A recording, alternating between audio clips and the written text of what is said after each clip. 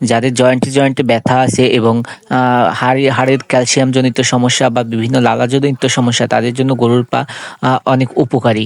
আর গরুর পা খেতেও কিন্তু খুব সুস্বাদু লাগে।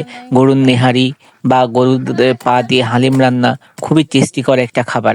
এখন এই পাগুলোকে পরিষ্কার করে নেওয়া হচ্ছে। গরুর পা পরিষ্কার করতে অনেক কষ্টকর আর অনেকটা সময় লাগে। তারপরেও মানুষ মুখে রুচির জন্য সবকিছুই করতে রাজি হয়ে যায়।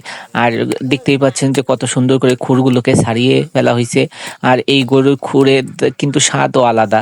আর গরুর খুদ এই যে দাও দিয়ে হচ্ছে যে একটু জোরে বাড়ি দিলে খুলে যায়, কিন্তু তার আগে কিন্তু গরুর পাড়ে সুন্দর করে পুড়াই নিতে হবে।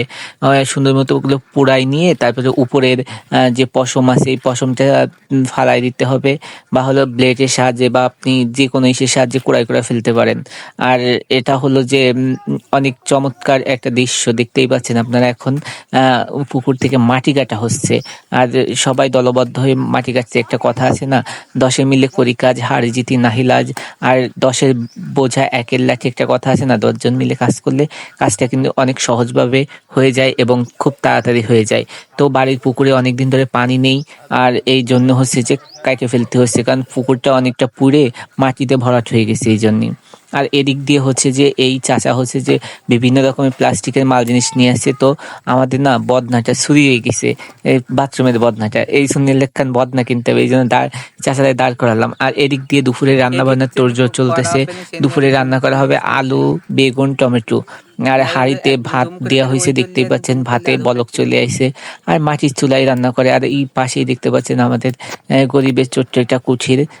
আমরা গোলপাতার ঘরেই থাকি, কিন্তু হচ্ছে যে অনেকে কিন্তু শো অফ করে, সুন্দর সুন্দর ভিডিও করে, কিন্তু আমাদের অত শো অফ করার কিছু নেই। যেটুকু আছে যা আছে আপনাদের সেটুকুই দেখায়। এই যে আমাদের ঘর দেখতেই পাচ্ছেন গোলপাতা দিয়ে। আর এটা হলো রান্নাঘর। রান্নাঘরে যদিও বা টিন আছে, কিন্তু এটা আবার তিরানের টিন।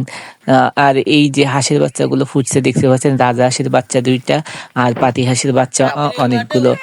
আর এখান থেকে আমার পিচ্চি ভাইজি হলো যে ওই প্লাস্টিক কাকার কাছ থেকে তার জন্য খেলনা রাখা হয়েছে, সে তো মহা খুশি। এই যে দেখতেই পাচ্ছেন এর খেলনাগুলা।